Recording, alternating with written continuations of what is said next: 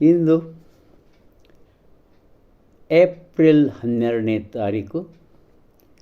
Today is ours ಪುಸ್ತಕದ ಆ ಬರಹ ಒಂದು ನಗೆ ತರಿಸುವ ಬರಹ. ಯಾವ ರೀತಿ ಜೆ ಮಾರುಸ್ ಅವರು ಮನುಷ್ಯರ ಬದುಕಿನಲ್ಲಿಯೂ ಸಹ ಜೀವನದಲ್ಲಿಯೂ ಸಹ ಒಂದು ಅಪೂರ್ವವಾದ ವಿಷಯಗಳನ್ನು ತಿಳಿಸ್ತಾ ಇದ್ದಾರೆ ಅನ್ನೋದನ್ನು ಇವತ್ತು ನಾಳೆ ಗೊತ್ತಾಗ್ತದೆ. ಹಂಗಾರೆ ಅದು ಯಾವುದದು ಶಿರೋನಾಮೆ ಅಂತ ನಿಮಗೆಲ್ಲ ಅನಿಸಿರ್ಬೋದು. ಆ ಬರಹದ ಶಿರೋನಾಮೆ ಇಂಗ್ಲೀಷ್ನಲ್ಲಿ wives light for her husband. Wives light for her husband. 10 ಇವೆ. ಆ 10ಗಳನ್ನು ಒನ್ ಬೈ ಒನ್ ಓದಿ ಹಿಂದಾಗಡೆ ಅವುಗಳ ಅರ್ಥಾನುಸಂಧಾನ ಮಾಡ್ತೇನೆ. Let him know continuously that you are proud of and believe in him. ಆ ಹೆಂಡತಿ ಗಂಡನ ಬಗ್ಗೆ ಇರುವಂಥ ಮಾತಿದು. 2, while with others agree with him most of time if not all of it. 3, dress attractively for him at all possible times. 4, avoid any kind of deception or secrets kept from him. Oh, Gambhira. 5, have encouraging interest in his work. Oh, good. 6, entertain married friends frequently in your home with him. Oh, good. 7th, for each critical suggestion, offer him at least 2 points of praise. Good. 8th, have an encouraging smile and word for him, especially in tough times. Oh, good. 9, save time and interest exclusively for him, even with the children. Oh. 10th, last one, let him know that you are saying a prayer for him each day. ಎಷ್ಟೊಂದು ಸುಂದರ. ಕೆಳಗೊಂದು under ಬರಹ ಇದೆ. An ideal life is any woman who has an ideal husband. ಬರೆದವರು booth ಟಾರ್ಕಿಂಗ್ಸ್ಟನ್ ಅಂತ. Wives light for her husband ಹೆಂಗಪ್ಪ ಅನುವಾದ ಮಾಡೋದಿದು?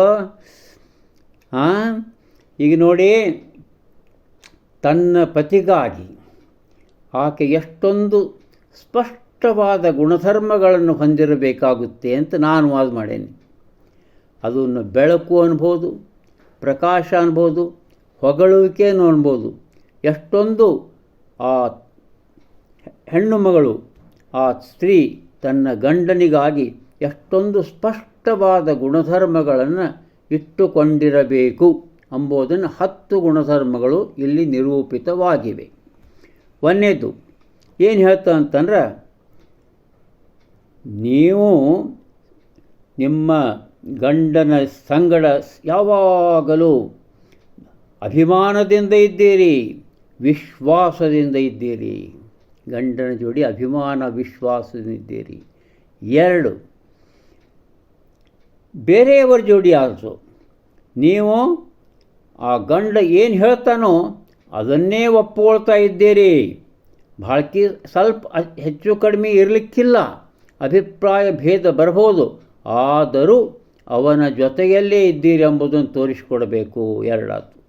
3, ಯಾವಾಗಲೂ ನೀವು ಚಂದ ಒಳ್ಳೆಯ ವಸ್ತ್ರಗಳನ್ನು ಧರಿಸಿಕೊಂಡಿರಬೇಕು, ಚೆಂದಾಗಿ ಕಾಣಬೇಕು. ಎಷ್ಟು ಸಾಧ್ಯವೋ ಅಷ್ಟು ಚೆಂದಾಗಿ ನಿಮ್ಮ ಗಂಡನಿಗೆ ನೀವು ಕಾಣಬೇಕು.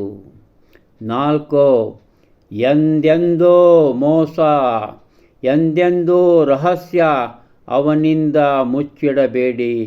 ಅವನಿಂದ ಮುಚ್ಚಿಡಬೇಡಿ, ಎಂದೆಂದೂ ಮಾಡಬೇಡಿ, ಎಂದೆಂದೂ ಮಾಡಬೇಡಿ.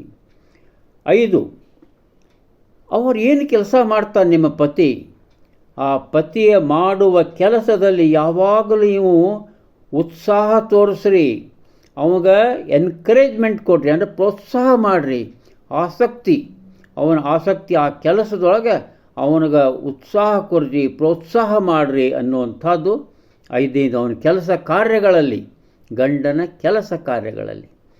6ನೇದು ನೋಡ್ರಿ, ನೀವೊಬ್ಬರ ಗಂಡ ಹೆಂಡತಿ ಹಂಗೆ ಮಕ್ಕಳು ಹಂಗೆ ಇರೋಂಗಿಲ್ಲ.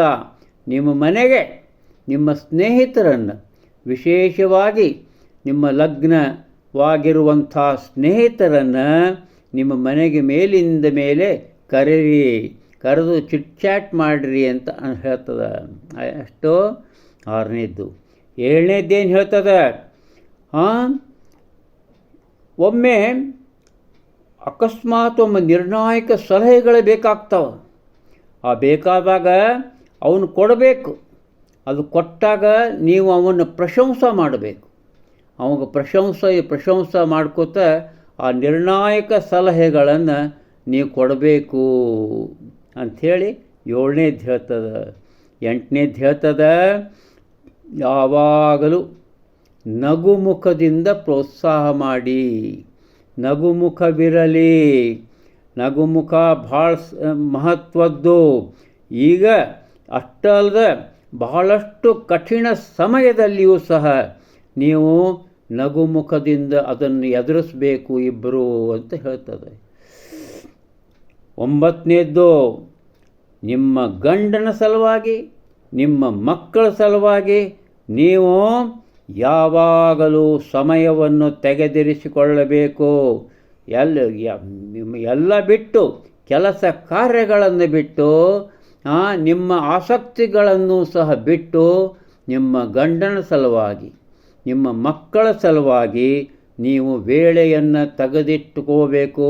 ಅದನ್ನು ಅವ್ರ ಸಲುವಾಗಿ ಕೆಲಸ ಕಾರ್ಯಗಳನ್ನು ಮಾಡಬೇಕು ಅನ್ನೋದು 9ನೇದು. 10ನೇದು ತನಕ ಭಾಳ ಸುಂದರವಾದಂಥ ಮಾತು. ಅವ್ನಿಗೆ ಗೊತ್ತಾಗಬೇಕು ಏನಂತಂದ್ರೆ, ನೀನು ಯಾವಾಗ ಧ್ಯಾನ ಮಾಡ್ತಾ ಇರ್ತೀರಲ್ಲ, ಆವಾಗ ಅವನ ಸಲುವಾಗಿ ನೀವು ಧ್ಯಾನ ಮಾಡ್ತೀರಿ.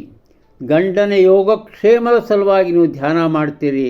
ಅವನ ಸಲುವಾಗಿ ನೀವು ಧ್ಯಾನಿಸ್ತಾ ಇರ್ತೀರಿ, ದೇವರಲ್ಲಿ ಪ್ರಾರ್ಥನೆಯನ್ನು ಸಲ್ಲಿಸ್ತಾ ಇರ್ತೀರಿ ಎಂಬಂಥ ಅದ್ಭುತವಾದಂಥ 10ನೇದ್ದು. ಕೆಳಗಡೆ ಒಂದು ಭಾಳ ಮಜಾ ಬರ್ದಾರವರು, ಬೂತ್ ಟಾರ್ಕಿನ್ಸ್ಟನ್ ಅನ್ನೋರು. ಆದರ್ಶ ಹೆಂಡತಿ ಅಂದರೆ ಯಾರು?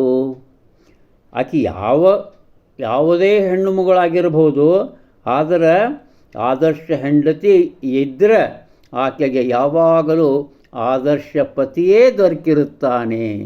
ಅಂದರೆ ಎಷ್ಟೊಂದು ಪ್ರಭಾವ ಒಬ್ಬರು ಇನ್ನೊಬ್ಬರ ಮೇಲೆ ಬೀರಿರುತ್ತಾರೆ ಅನ್ನುವಂಥ ಅದ್ಭುತ ಆಲೋಚನೆ ಇಲ್ಲುಂಟು. ನೋಡಿ, ಈ 10 ಗುಣಧರ್ಮಗಳು, ಅದರ ಮೇಲೆ ಕೆಳಗೊಂದಿದ ಗುಣಧರ್ಮ. ನೀವು ಆದರ್ಶವಾಗಿದ್ದರೆ ನಿಮ್ಮ ಪತಿನೂ ಆದರ್ಶವಾಗಿರ್ತಾನೆ. ಹೀಗೆ ಆದರ್ಶ ದಂಪತಿಗಳಾಗ್ತೀರಿ ಅನ್ನುವಂಥ ಈ 10 ಕಮಾಂಡ್ಮೆಂಟ್ಸ್ ಈಗ ಯಾರ ಸಲುವಾಗಿ? ಆ ತಾಯಿ, ಆ ಪತ್ನಿಯ ಸಲುವಾಗಿಯನ್ನು ಅಪರೂಪವಾಗಿ ನಿವೇದಿಸಿದ್ದಾರೆ ಜೆ ಮಾರುಸ್ ಅವರು. ನೋಡಿ, ಹಾಗಾದರೆ ಗಂಡನ ಸಲುವಾಗಿ ನಾಳೆ ಅದು ಅಲ್ಲಿಯೂ ಸಹ 11 ಬರ್ತಾವ. ಅವು ಕಮಾಂಡ್ಮೆಂಟ್ಸು ಗಂಡನ ಸಲುವಾಗಿನೂ ಬರ್ತಾವೆ. ದಯವಿಟ್ಟು ಕಾಯಿರಿ. ನಮಸ್ಕಾರ.